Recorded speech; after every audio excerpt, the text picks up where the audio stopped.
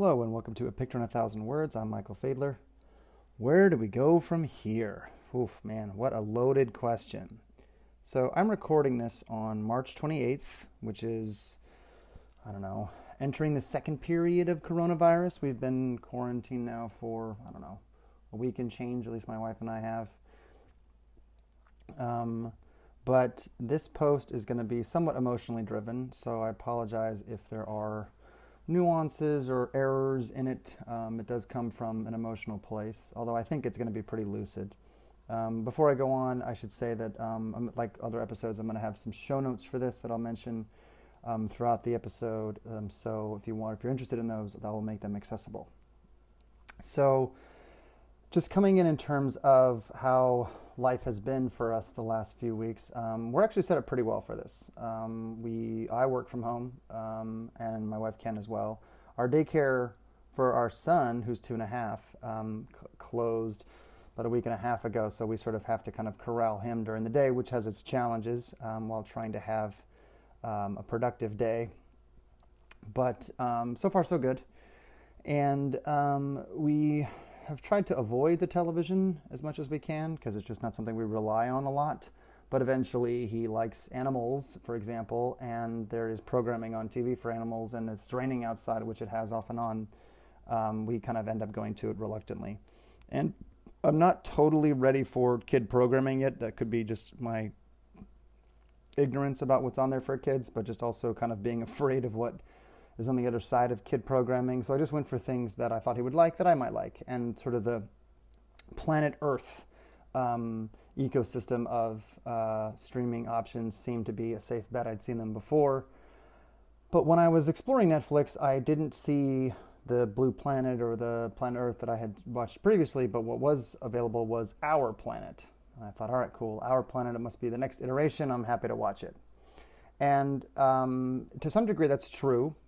It is sort of the next round. It is narrated by David Attenborough. It does have that same sort of magnificent quality to it. But this version, climate change is a central part of the narrative. And they make that pretty clear. And we watched the episodes somewhat asymmetrically. We sort of watched them out of order because he wanted to watch Jungle Animals or whichever. And they were fine. And then I watched the Frozen Worlds one, which is the second episode, and it's all about what's happening in the Arctic, sort of the North Pole, essentially. And given the climate change emphasis, it's not pretty. And the bulk of the episode's fine, but the ending of the episode is quite traumatic, or at least it was for me. And I didn't watch Game of Thrones, but for those that sort of had these really jarring episodes, I feel like it has that quality, except in this instance, it's real.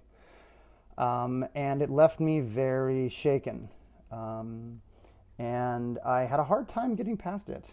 It really was, it's a mental image that I had a hard time getting out of my mind. And just for top line perspective, it involves a walrus, or walruses. There is a polar bear mentioned as well, but it's not as important.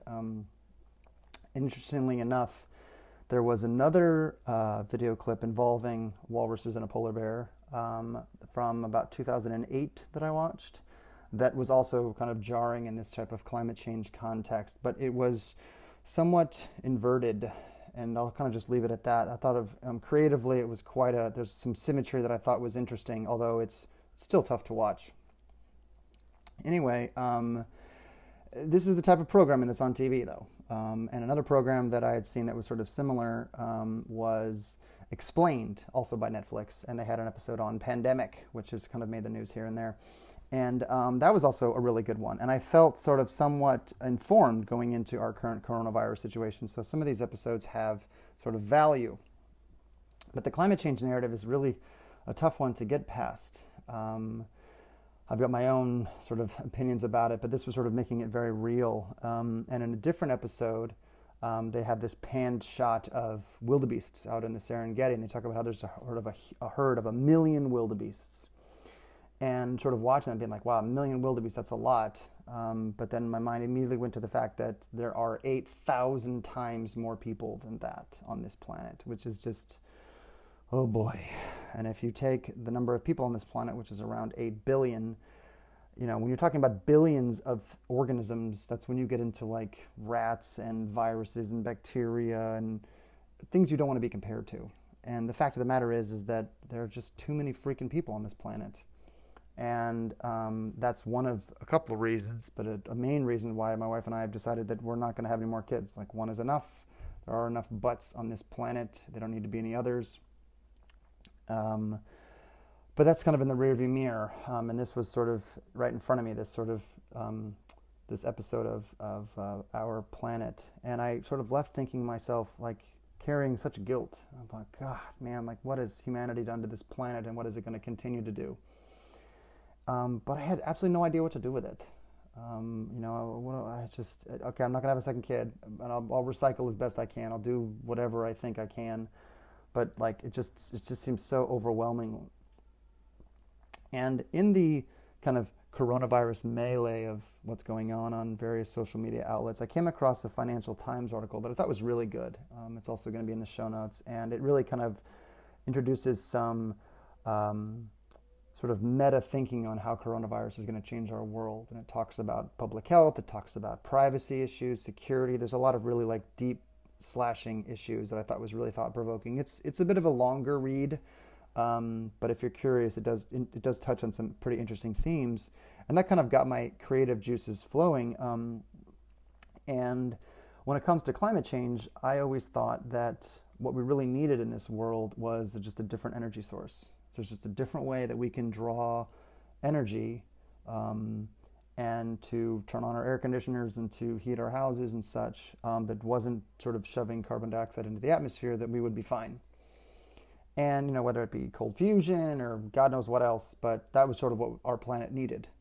And then I watched a TED Talk, and this is actually, I should say that I saw this TED Talk several years ago. It was by a man named Michael Schellenberger, and it was from 2016, and he talks about nuclear energy. And he discusses it in a very cogent, lucid, even-tempered way that's very data-driven, and really highlights the fact that it's a very green-friendly technology that just human beings are terrified of. And so some of those things may seem obvious, maybe some of them are not so obvious, but it kind of brought to my mind that, oh yeah, like we have this energy source on our planet that is conceivably at the scale that we're going to need to combat the sort of the crisis that we have created for ourselves, and it's just sort of sitting on a shelf. We've kind of turned our back on it. Not completely. There are plants that are up and running, but it's just sort of certainly not being optimized. And I can imagine that there are a whole host of reasons why it shouldn't be done, why it's dangerous, why it could potentially activate terrorism, and there's so many reasons why it can't work. But there are a lot of things that have changed in this coronavirus world or post-COVID-19 world, and I just wonder what type of existential crisis could compel us to rethink something that maybe we had not wanted to go back to or not choose. And what's happening with sort of the way the testing has gone, the way vaccines are gone, there's just sort of a lot of the boundaries and barriers have come down. And I saw a recent clip from the leader of the world, the WHO, and he was basically saying that perfection is the enemy, and expecting perfection is ludicrous, and just action is the most important thing, and action will save lives, and good is sometimes better than perfect, or essentially is better than perfect.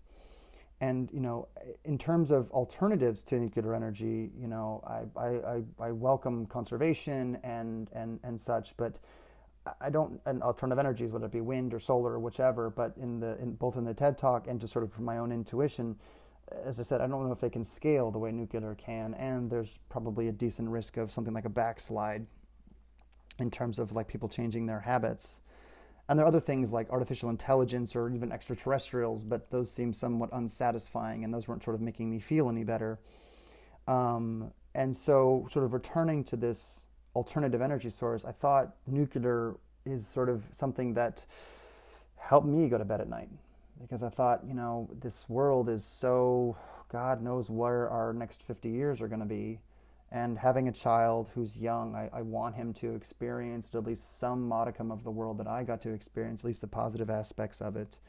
And to think that there is actually something out there that we could conceivably use that could be at least somewhat valuable in our struggle to maintain a working human race as well as live in harmony with Mother Nature, that nuclear is something that could be of value. And I know that there are skeptics, or will be, and rather than try to convince somebody that that nuclear is safe, because on the surface it isn't, but there have been other things that we have had a sort of decade upon decade opinion of, that we were familiar with, but it was taboo, and we sort of chose not to leverage it and optimize it.